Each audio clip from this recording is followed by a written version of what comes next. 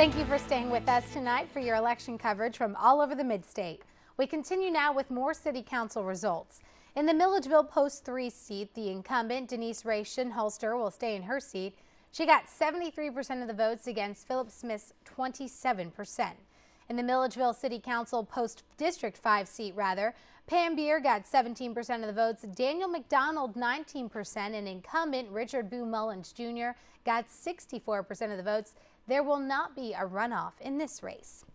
And in the Milledgeville City Council District 6 race, Steve Chambers, the incumbent, was upset by newcomer Andrew Strickland. He got 82% of the votes. And in Forsyth City Council tonight, now this is how this one works. You pick 3 candidates. The top 3 candidates with the most votes all win.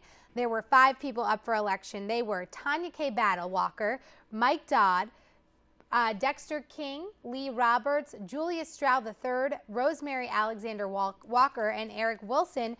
Now, Eric Wilson and Mike Dodd won the votes in that. If we can go back to the previous screen just so we can show who.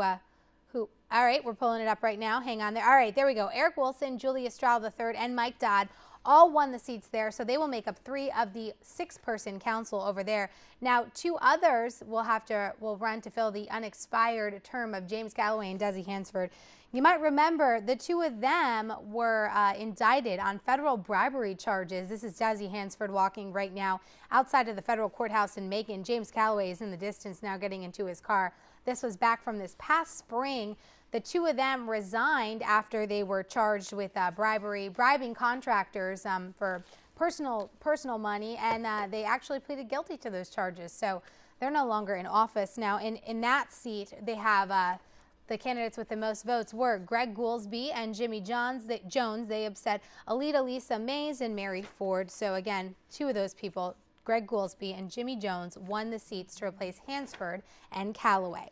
All right, moving on now to Fort Valley. Back to Fort Valley, where there was another election for Fort Valley City Council West Ward. Melba Hester won her seat back with 62% of the vote over Anthony Clark. And moving on to Fort Valley City Council, we have the at-large post here. Duke Lane Jr., you might know him. His family owns Lane Orchards in Fort Valley. Yummy peaches down there. He will be representing the entire city of Fort Valley on City Council.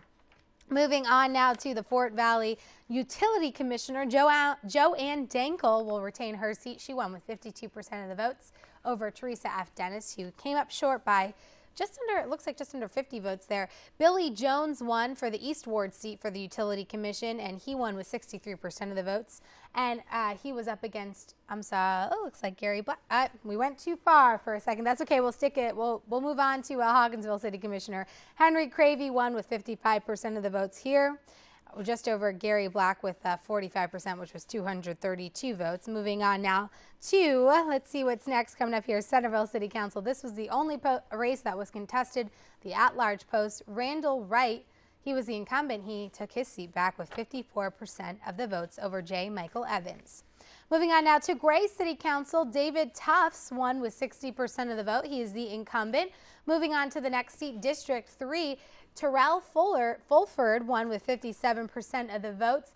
He beat out Grant Luzier for that seat. And in the District 4 seat, Terry Favors won by just 4 votes. 51% was just enough to get Favors the seat back.